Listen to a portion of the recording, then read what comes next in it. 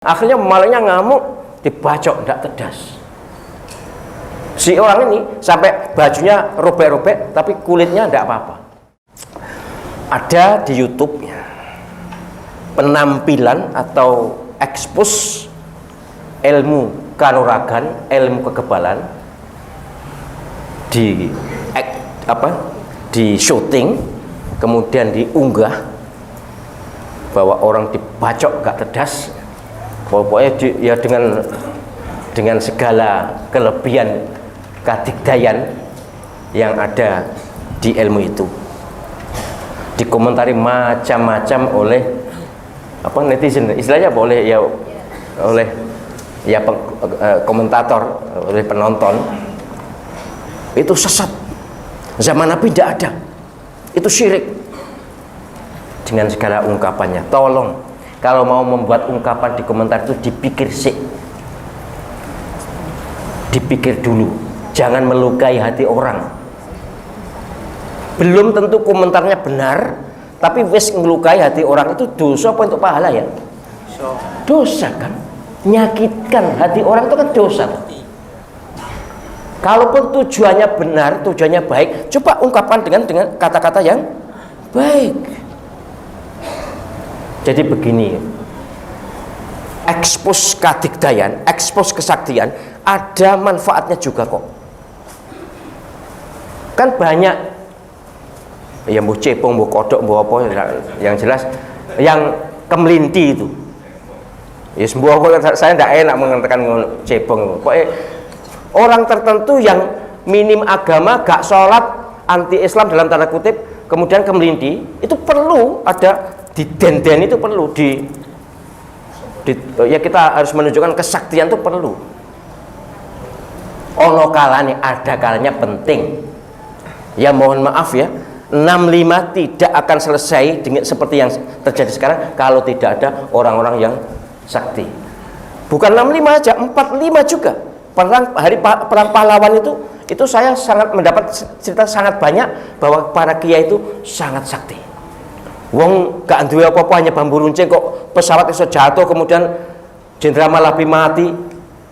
Ada yang tangki tempeleng itu macet langsung. Kok tangki siapa sih?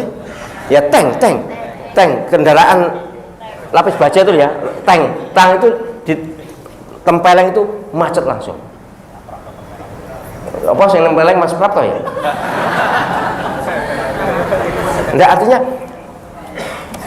mereka berpendapat gini, zaman Nabi tidak ada kok. Iyalah, kalau zaman Nabi tidak ada, memang tidak ada unjuk kesaktian. Tapi zaman Nabi sakti itu ada. Nabi ketika diancam mau dibunuh seseorang, kemudian hanya mengatakan Allah, kemudian pedangnya jatuh, itu kan kesaktian juga. Memang zamannya berbeda. Zaman Nabi juga tidak ada kok, bom itu tidak ada. Apa lalu buat bom lalu bid'ah? Enggak lah, ini urusannya urusan kemasyarakatan. Kesaktian ini penting untuk menghadapi musuh Islam. Dan saya umumkan kepada umat Islam seluruh Indonesia, ini kuliah solusi spiritual salah satunya adalah dulu kita adakan dalam rangka bagaimana menghadapi kebangkitan PKI. Kalau macam-macam lagi ya kita akan terjadi 65 lagi. Dan tidak ada umat Islam yang takut kehilangan nyawa, itu tidak ada kalau sudah berhadapan dengan harga diri umat dan agama Islam. Kita tidak cari gara-gara, kita tidak membuat gara-gara, kita tidak membuat heboh, tidak. Tapi kalau mereka memulai, ya kita, kalau mereka jual kita beli, malah borong ya. Tapi tidak usah sombong, tidak usah sombong. Artinya ini penting ilmu ini. Cuma ya saya dalam kuliah solusi spiritual memang menghindari show of force. Sejak dulu saya tidak pernah. Tapi moro-moro kemudian kok sakti itu urusan lain itu. Ya, dulu sudah pernah saya ceritakan kan. Saya tidak pernah ilmu yang saya pelajari itu tak saya tunjukkan kemudian dites, itu tidak pernah. Tapi kok moro-moro misalnya di alun-alun Malang, kemudian di Tulungagung, kemudian di Jati Kapur, kemudian di banyak tempat. Bahkan di sini, di rumah ini, di rumah BP Legi ini, waktu gerombolan itu mengepung rumah saya. Ya moro-moro Allah SWT memberi haibah. Ada dulu zaman tabiin atau tabiin, pokoknya zaman dulu sekali, itu ada seseorang yang kecurian, ada maling mau mencuri, mau merampok ya. Kemudian ya karena dia ingin mempertahankan hartanya, dan ini adalah hukumnya wajib mempertahankan kehormatan, harga diri, harta juga harus dipertahankan. Akhirnya malingnya ngamuk, dibacok, tidak tedas. Si orang ini sampai bajunya robek-robek, tapi kulitnya tidak apa-apa. Lalu kemudian singkat cerita, apa bacaannya, apa zikirmu? Mengapa kamu? Saya juga tidak tahu, tapi saya ajak membaca laqad ja'akum rasulun min anfusikum azizun 'alaihi ma antum harisun 'alaikum bil mu'minina ra'ufur rahim fa in tawallaw faqul hasbiyallahu la ilaha illa huwa tawakkaltu wa huwa rabbul arsyil azim. Dua ayat akhir surat At-Taubah itu dibaca sergap, ya digunakan wirid. Hanya itu dibaca, ternyata itu yang dijadikan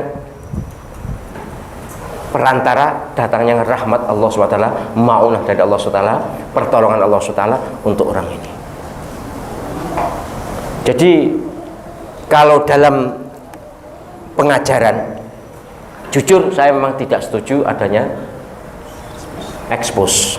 Tapi ini yang diunggah di YouTube ini memang expose. Ya saya tahu orangnya, tokohnya tahu, orang yang sangat kendel, ceramah memang sangat sakti beliau. Wes Habib Bahar itu sakti banget itu, makanya ngomong apa saja berani dia.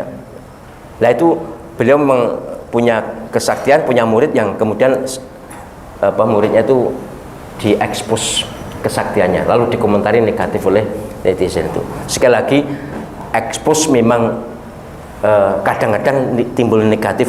Kalau yang diekspos tidak bisa jaga hati, bisa riak, bisa kiber, bisa ujub, bangga diri, itu tidak baik.